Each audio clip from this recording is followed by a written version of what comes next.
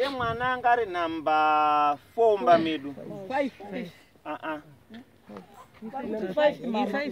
Asa na luyo kuru ndi alright. Sorry.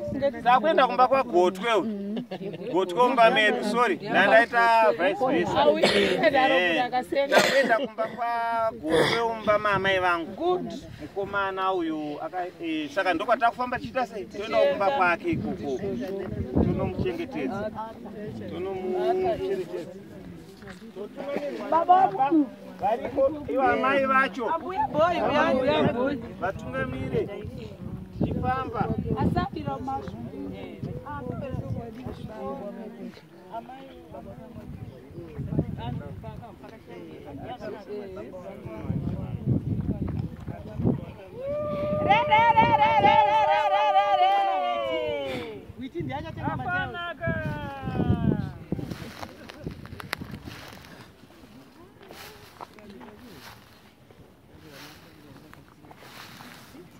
Isusu.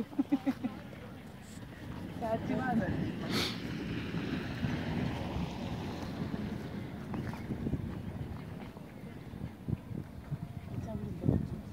pamusoro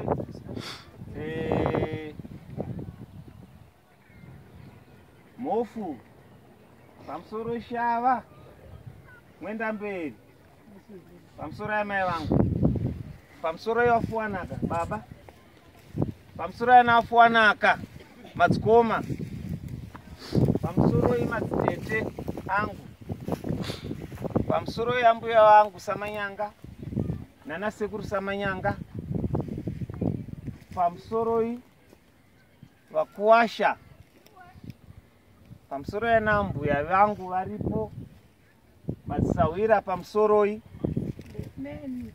munokosha zingaite pamusoro yamaneshamwari vavakidzani pano patauya pamusha wakachengeterwa munin'ina wangu tavangobereka turi vakomana 5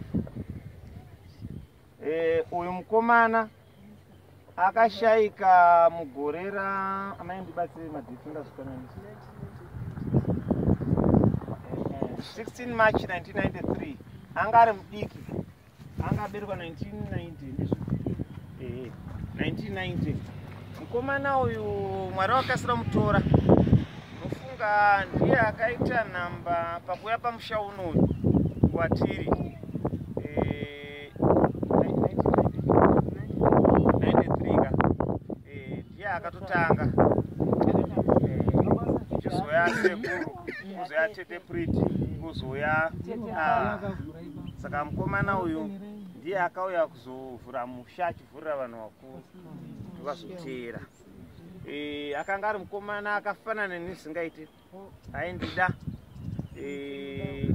akatogona namwari nenguva zvino ndiri kuti munin'ina tauya pano nhasi takurangarira kunyange nguva yanga yareba soko hatisi kumbo hauna kuzvidzwa munzuri mudiki zvinowanikwa mukufamba kweupenyu asi hama dzako dzakurangarira dzauya kuzokugadzirira paunogara handidi kukanganwa zvakare kutenda vakuwasha apa nemasawira angu masawira ayo handiziva ndowaita sei